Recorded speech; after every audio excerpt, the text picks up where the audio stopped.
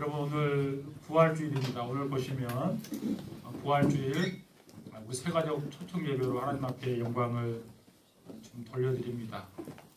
오늘 제가 그 새로 오신 분 우리 김광수 씨 잠깐 상담을 했는데요. 김광수 씨 외에도 오늘 새롭게 우리 백조교회 오신 분 예수님을 인격적으로 만나고 그 주님께서 주시는 그 복과 그 은혜들을 내 삶 가운데 직접 경험하고 누리며 살아갈 수 있기를 축복합니다. 아멘. 또 우리 성도들 가운데서도 정말 오늘 부활주의를 기점으로 해서 내 믿음도 내 삶도 또 내 사업도 새롭게 변화되고 회복되는 그 은혜가 있기를 축복합니다. 아멘.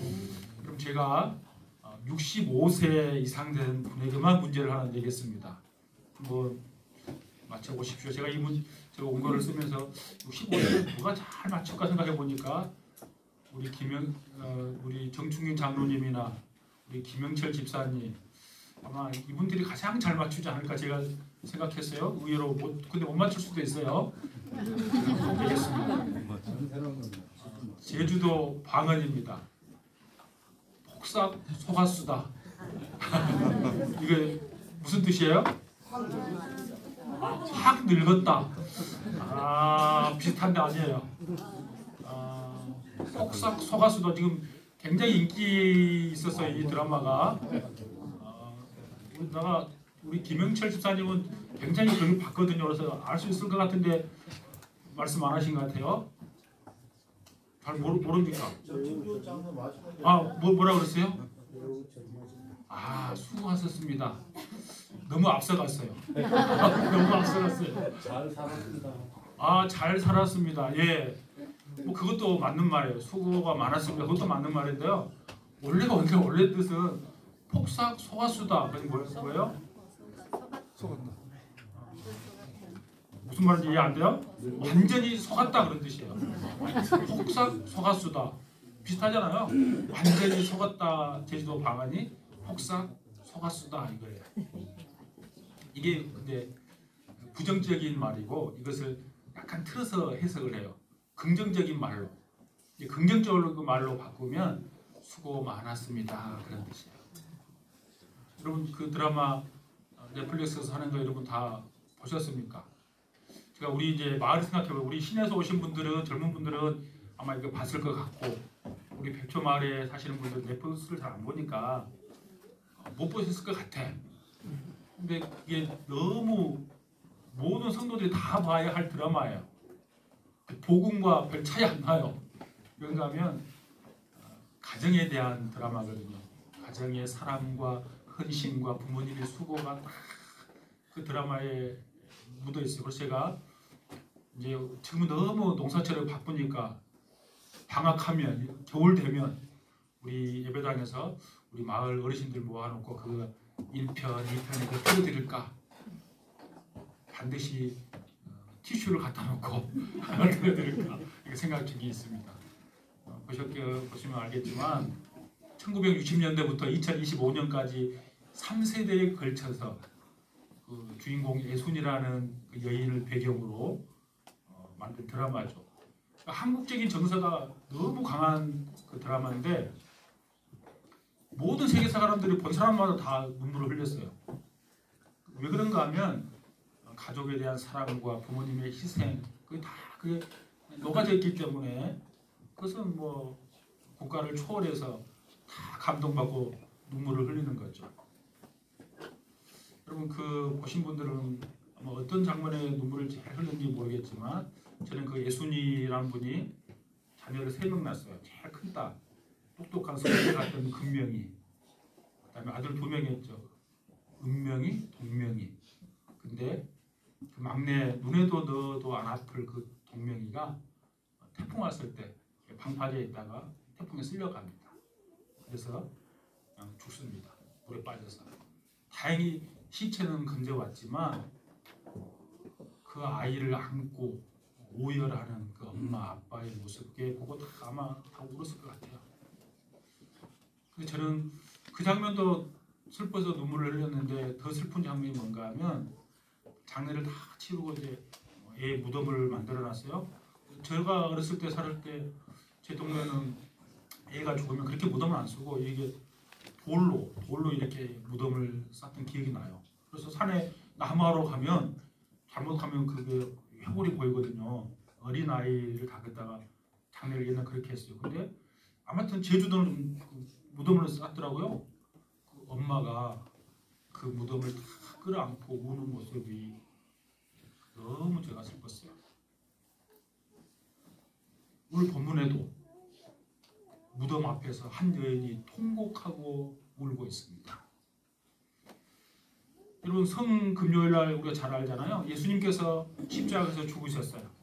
그리고 장사 지내고 이제 무덤에 장사를 지냈어요.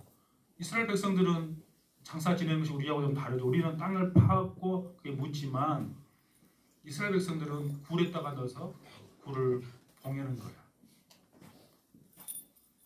근데 그 예수님이 십자가에서 죽으셨는데 그 예수님을 무덤을 찾아갔는데 예수님이 무덤에 없는 거예요.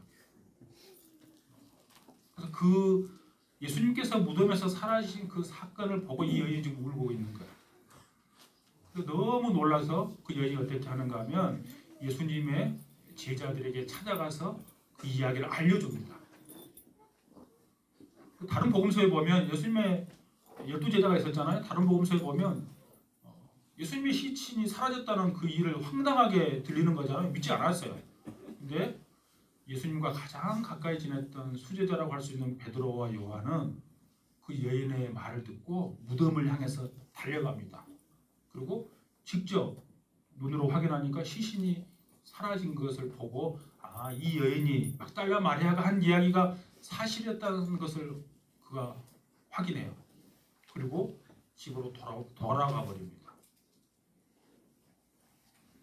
주님이 시신이 사라진 엄청난 그 사실을 직접 확인하고도 부활하신 것을 깨닫지 못하고 그냥 집으로 돌아가 버려요. 그런데 바로 그 순간 막달라 마리아는 그들이 돌아오는 그 방향 반대 방향으로 다시 비어 있지만 그 무덤으로 그 여인은 다시 뛰어갑니다. 원래 막달라 마리아는 비천한 창녀였습니다. 그리고 귀신 들린 여인이었습니다. 예수님이 그 여인을 회복시켜 주었죠.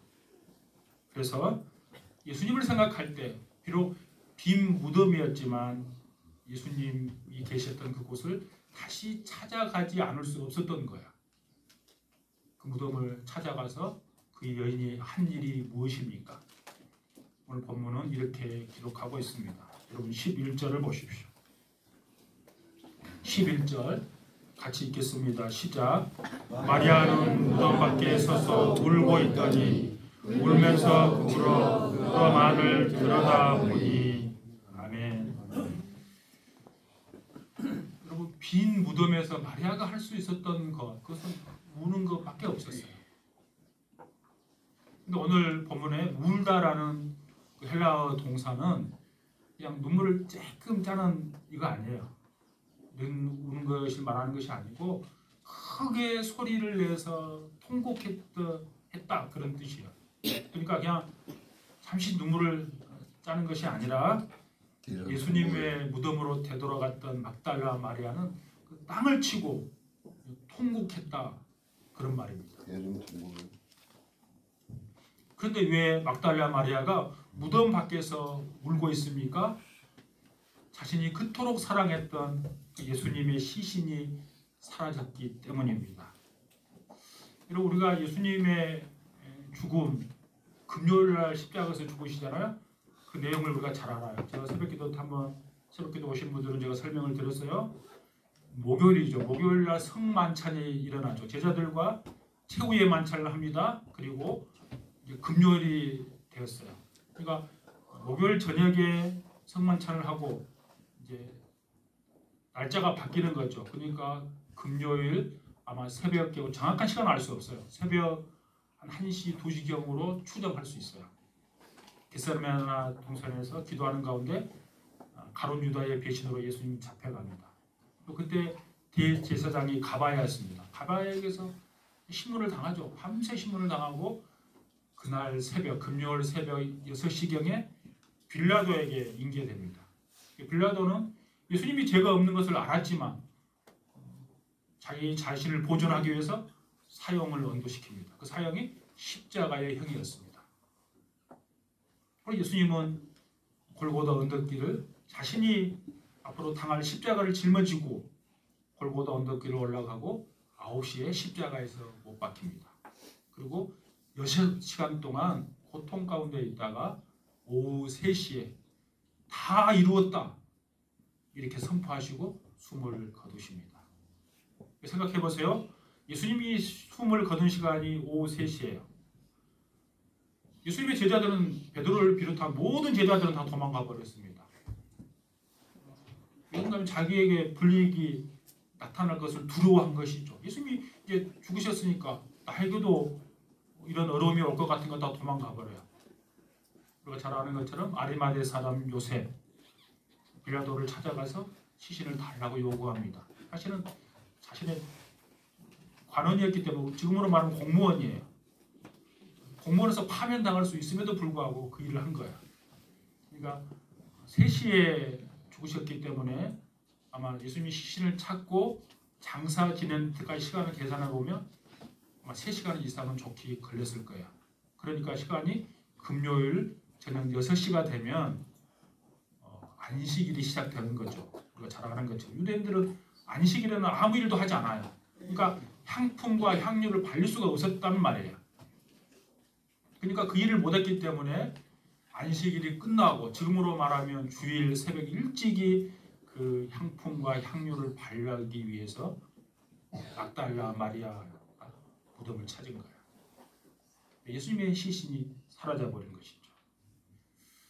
근데 우리가 이거 생각해 보면 여러분 통곡할 일이 여러분 결코 아닙니다. 그렇지 않나요? 만약 이날 새벽에 막달라 마리아가 무덤에 갔을 때 예수님의 시신이 그대로 거기 있어서 자기가 향유와 향품을 예수님 시신에게 잘 발라드릴 수 있었다면 어떻게 됐겠습니까? 막달라 마리아는 울지 않았을 것입니다. 왜냐하면 자기가 하고 싶은 일, 정성스럽게 예수님에게 향품과 향유를 그 시신에 발라주었기 때문에 자기가 원하는 그 목적을 이루었기 때문에 이렇게 울지는 않았을 것입니다. 그런데 만일 진짜로 그렇게 일이 전개됐다면 어떻게 되었겠습니까? 막달라 마리아는 예수님의 무덤에서 시신이 없어졌다고 통곡하고 울었지만 만약 예수님이 시신이 무덤 안에 그대로 있었다면 다시 바꿔 말하면 예수님께서 부활하지 못하셨다면 마리아뿐만 아니라 우리 모두는 다 울게 되었을 것입니다. 아무런 소망이 없이 살아갔을 것입니다. 여러분 우리가 부활의 소망이 없다면 이 땅의 삶은 무의미한 거예요. 내가 이 땅에 살아갈 때 많은 어려움이 있고 고난이 있고 문제를 만나기도 하고 때로는 슬픔 가운데 빠지기도 하지만 그래도 내가 힘을 얻고 살아나는 그 비결이 뭡니까? 우리에게는 부활의 소망이 있기 때문에 가능한 거예요. 그거 없다면 이 세상의 어려움을 우리가 이길 힘이 없어요. 여러분 그래서 천사들이 막달라 마리아에게 묻습니다. 여러분 13절을 보십시오. 13절 같이 읽겠습니다. 시작. 천사들이 이르되 여자여 어찌하여 우느냐 이르되 사람들이 내 주님을 옮겨다가 어디로 두었는지 내가 알지 못함이니이다. 아멘. 지금 막달라 마리아는 죽음이라는 틀 안에 완전히 갇혀서 그 어떠한 가능성도 지금 바라보고 있지 못하고 있습니다. 절망 가운데 통곡하며 울고 있습니다. 그냥 예수님의 죽음만을 저는 그녀는 생각하고 있습니다. 아무리 그 전에 예수님께서 내가 고난을 받고 죽음을 당하고 3일 만에 다시 살아날 것이라고 여러 번 말씀해 주셨음에도 불구하고 막달라 마리아는 예수님의 부활을 전혀 생각하지 못하고 있습니다. 막달라 마리아는 그래서 예수님이 시신이 사라져서 그것 때문에 통곡하고 울고 있습니다. 하지만 예수님이 시신이 그곳에 없었기 때문에 이제 영원히 통곡하며 울지 않을 수 있다는 사실입니다. 여러분, 단순히 예수님이 시신이 없어진 것이 아니라 예수님이 부활하셔서 죽음의 장소인 무덤에 계시지 않기 때문에, 다시 말해서 예수님이 살아나셨기 때문에 이제 마리아의 울음은 웃음으로 바뀔 수 있는 거예요. 그의 통곡은 기쁨으로 바뀌는 줄로 믿습니다. 혹시라도 그 새벽에 마리아가 향품과 향유를 발라드리고 이제 내가 할 일을 다 했다 이렇게 만족했다면 그녀는 영원히 울게 되었을 것입니다. 아무런 소망도 없이 살아갔을 것입니다. 그러므로 이 막달라 마리아의 통곡은 사실 그녀에게 아주 좋은 일인 것이죠. 예수님의 시신이 사라진 것은 마리아의 뿐만 아니라 우리의 구원을 위해서도 정말로 기쁜 일인 줄로 믿습니다. 여러분, 지금 어떤 어려움을 당해서 불안해하고 계십니까? 또 힘들어하고 계십니까? 마치 막달라 마리아가 예수님의 시신이 빈 무덤에서 사라져서 통곡하며 눈물을 흘리는 것처럼 인생의 어려움이 닥쳐와서 염려와 불안으로 괴로워하고 답답해서 여러분 그 현실 때문에 혹시 울고 계십니까? 내 생각대로 인생이 흘러가지 않아서 괴로워하고 계십니까? 그렇다면 여러분 주님의 음성을 들을 수 있기를 원합니다. 그리고 16절을 보십시오. 16절 보시면 예수께서 마리아야 하시거늘 그랬어요. 예수님이 마리아야 하고 불렀어요. 통곡하고 있는 그 여인을 향해서 예수님이 부르신 거예요. 그 사람은 동산지기가 아니라 마리아를 너무나 잘 아는, 마리아를 그 누구보다도 사랑하는 예수님이셨습니다.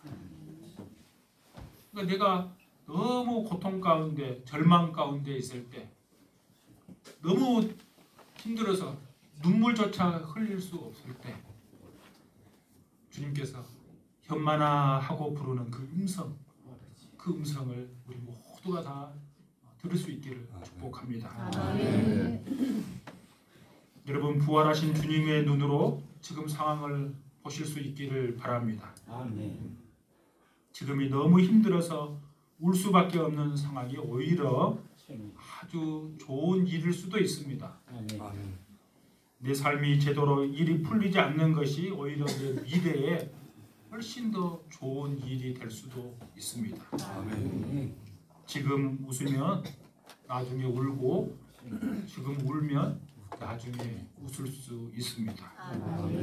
정말 중요한 것은 지금 나에게 어떤 일이 일어나느냐가 중요한 것이 아닙니다. 여러분, 나에게는 이 땅에 살다 보면 고통스러운 일, 절망스러운 일, 그런 일도 생기고 또 좋은 일, 기쁜 일도 생깁니다. 그 두 가지 일, 어떤 일이 생겼는지 그것은 별로 중요하지 않아요. 중요한 것은 그 일이 생겼을 때 내가 주님의 눈으로 나에게 일어난 일을 해석하느냐입니다. 주님의 눈으로 그것을 볼 수 있으면 그 좋은 일이에요. 여러분, 지금 내가 신앙생활을 잘 못하고 점점 예수님과 멀어지고 교회와 공동체 생활하고도 점점 멀어지는데 내 일이 잘 되고 돈도 많이 벌고 자녀들도 뭐 좋은 대학 가고 건강도 전혀 이상이 없고 모든 것이 좋아지고 있다면 그것이 축복입니까? 결코 축복이라고 말할 수 없어요. 근데 반대로 내가 예수님을 잘 믿고 교회 헌신하고 봉사하는데 내 삶이 좀 풀리지 않는다면 그것이 저주입니까? 결코 그 저주라고 말할 수 없습니다. 여러분, 제가 인터넷 보다가 마음에 와닿는 그 내용이 있어서 여러분에게 소개하려고 합니다. 한 사람이 저녁에 잠자기 전에 잠자기 전에 여러분 기도하신 분이 있습니까? 보통 잠자기 전에 잠깐 기도하든지, 근데 기도 겸 넋두리 겸 해서 하나님 앞에 지금 한 이야기예요.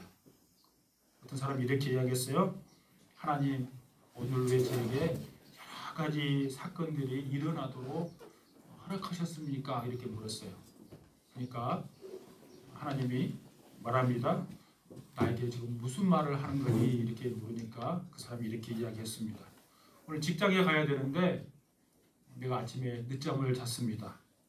왜 늦잠을 자도록 그냥 내버려 두셨습니까? 또 게다가 자동차 시동이 걸리지 않아서 늦게 일어났는데 더 지각했습니다. 회사에 출근해서 점심시간에 좀 피곤하니까 간단히 샌드위치로 식사를 해결하고 점심시간에 쉬기를 원했는데 주문이 잘못돼서 점심시간을 다 그냥 허비하고 말았습니다. 퇴근할 때 저에게 전화가 와서 전화를 딱 받는 순간 배터리가 나가서 전화가 그냥 끊어져 버렸습니다. 오늘 하루는 하나님 너무 재수없는 날이었습니다. 이렇게 넋두리를 했어요. 하나님 왜 저에게 이런 일이 일어나도록 허락하신 겁니까? 정말 저를 사랑하기나 한 것입니까? 이렇게 물었어요. 하나님의 대답, 여러분 무슨 대답인지 다 아시겠죠? 하나님이 이렇게 대답했어요. 오늘 아침에 악한 영이 내 머리맡에 있기에 내가 천사를 보내서 그 악한 영을 제압하도록 내가 잠깐 일어나지 못하도록 하고 있었단다. 내가 아침에 시동을 걸었는데 시동이 걸리지 않는 이유는 내가 바로 시동을 걸고 출발하면 음주운전자와 교통사고를 당해서 너에게 큰 어려움을 당할 것 같으니까 내가 시동을 멈추게 했단다. 점심시간에 내가 너는 샌드위치를 잠깐 먹고 쉬기를 원했지만 내가 그것을 틀어지게 한 것은 그 샌드위치를 만드는 그 직원이 독감에 걸려서 그 바이러스가 거기에 들어가면 내가 독감에 걸려서 힘들어할까봐 내가 주문을 틀어지게 했단다. 내가 전화를 받자마자 전화가 멈추게 한 것은 보이시피싱에 내가 노출돼서 내가 너무 힘들어할 것 같아서 내가 아예 전화를 딱 아예 막았단다. 이렇게 하나님 말씀하셨다는 거예요. 여러분 지금 나에게 어떤 일이 왜 안 풀릴까? 왜 나는 이런 날마다 이런 삶을 살까? 하나님은 나를 사랑하시지 않나? 이런 생각하고 계십니까? 그래서 내 미래를 잘 몰라서 그래요. 하나님을 몰라서 그래요. 하나님은 우리를 사랑하십니다. 근데 그 사랑은 내가 사랑하면 더 사랑하고 내가 잘못하면 덜 사랑하는 그런 사랑이 아니에요. 하나님의 사랑은 그 자체로서 완전한 사랑이에요. 그래서 우리가 내가 어떠한 일에 상관없이 내가 하나님을 좀 잘 섬기고 내가 좀 못 섬기고 그거 우리 보기에는 굉장히 크게 보이지만 그거와 상관없이 하나님의 사랑은 우리를 향한 사랑은 완벽한 사랑이에요. 그거 믿을 수 있기를 원합니다. 자녀들을 키워보셨잖아요. 좀 잘하는 자녀나 좀 못하는 자녀 부모님은 다 똑같이 돼요. 그게 사랑이에요. 그래서 하나님은 지금도 우리를 가장 선한 길로 인도하고 계신 줄로 믿습니다. 그것을 볼 수 있는 눈이 있어야 하는 거예요. 그래서 하나님은 큰 일도 인도하실 뿐만 아니라 아주 작은 일도 인도해 가십니다. 일이 잘 안 풀린다면 거기에도 하나님의 뭔가의 뜻이 있기 때문에 그렇게 인도한 줄로 믿습니다. 여러분 작년에 제가 한번 이 말씀 드렸어요. 이제 제 아들 막내가 작년에 취직했는데요. 작년에 취직하기 전에 그 앞에 해에 저는 이제 저 이런 마음이 있어요. 서울에 이제 두 아들이 서울에 살고 있으니까 저는 그냥 이쪽에 물론 이제 지금 큰 아들은 대전에 공부하고 서울 왔다 갔다 하고 있지만 집은 서울이니까 좀 가까운 데 샀으면 좋겠는데 늘 이제 가버리니까 늘 아쉬움이 있어요. 그러니까 막내가 작년에 기아자동차 강주 있잖아요. 그럼 저기 오면 너무 좋겠다. 그래서 최종 면접까지 다 봤어요. 근데 아들이 그날 면접 발표하는 뭐라는 줄 아세요? 제가 찾아와가지고 아빠 내가 합격할까봐 두려워. 이런 말 있어요? 합격할까봐 두려워. 무슨 말이냐? 근데 취직이 안 될까봐 두려워가지고 기아 자동차 좋은 회사긴 한데 내가 했는데 내가 하고 싶은 일은 아니야. 그냥 자동차 만들고 관리직 하는 것은 내가 아니라 나는 연구하고 개발하는 것이 내 목표인데 그 덜컥 합격해버리면 평생 그 직장 생활하는데 내가 자신이 없다는 거야.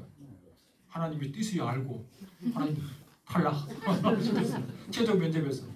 그리고 그 최종 면접 몇 명 안 되니까 떨어진 사람하고 다 메일을 보는 거예요. 메일이 뭐라고 하는가 하면 기아 자동차 인사팀에서 당신은 좋은 인재이긴 하지만 우리 회사에 안 맞습니다. 좋은 데 찾아보십시오. 그 마음을 안 거잖아요. 제가 그날 감사 헌금을 했어요. 여러분 떨어졌는데 감사 헌금한 사람 봤어요? 하나님 떨어지게 하셔서 감사합니다. 더 좋은 것을 주실 줄로 믿습니다. 제가 그랬어요. 10개월 후에 지가 원하는 대로 더 좋은 회사 가서 로봇 개발하는 회사 가서 연구소에서 지금 근무하고 있어요. 여러분 우리는 안 풀리면 슬퍼하고 짜증내고 일 잘 되면 즐거워합니다. 여러분 근데 내가 하나님의 눈으로 내 일에게 일어난 일을 볼 수 있다면 그것에 우리의 삶은 흔들리지 않아요. 여러분 제 나이 또에 제가 올해 60인데요. 제 나이와 비슷한 사람 저보다 나이 좀 드신 분들은 이 가수를 잘 알아요. 포크송 가수거든요.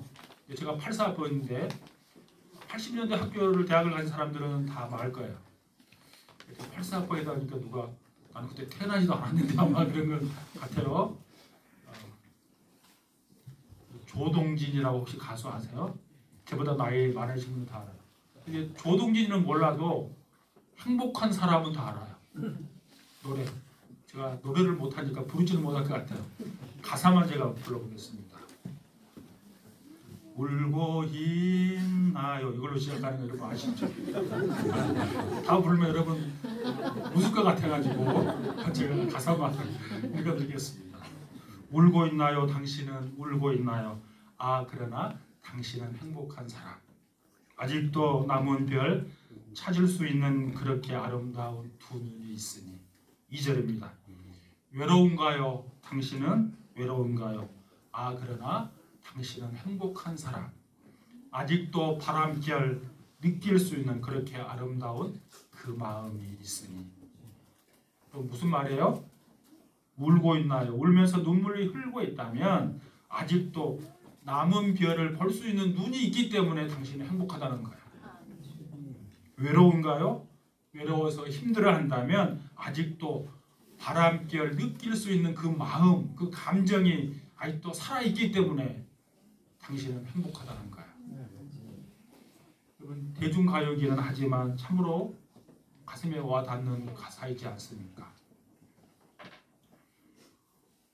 가요도 그렇게 그런 넓은 시각을 가지는데 하물며 부활하신 예수 그리스도를 믿는 저와 여러분이 왜 좁은 시야에 갇혀서 내 상황이 어렵다고 늘 힘들어하고 괴로워하고 한숨 쉬고 여러분 그렇게 슬퍼하십니까? 우리는 하나님의 시각으로 우리의 삶을 돌아볼 필요가 있습니다. 살아있는 자를 죽은 자 가운데서 찾으면서 슬퍼하고 통곡하는 그 막달라 마리아의 같은 어리석음을 우리는 버려야 할 줄로 믿습니다. 여러분 막달라 마리아는 깊은 슬픔 속에서 예수님의 무덤을 찾았지만 그곳에서 절망이 아닌 부활의 주님을 만났습니다. 처음에 그는 예수님을 알아보지 못했어요. 그렇지만 주님께서 마리아야 하고 그 이름을 불렀을 때 그녀는 마음의 문이 열렸고 그의 눈이 밝아져서 예수님을 알아보았습니다. 이처럼 주님은 오늘도 우리의 이름을 부르십니다. 아멘. 슬픔 가운데 있는 자, 길을 잃은 것 같이 깜깜한 동굴 가운데 갇혀 있는 것 같이 절망 가운데 있는 자, 주님을 마음을 다해서 찾는 자, 하나님은 친히 말씀하시고 만나주십니다. 부활은 단지 과거의 사건이 아니라 지금 우리 삶 가운데 역사하시는 주님의 능력입니다.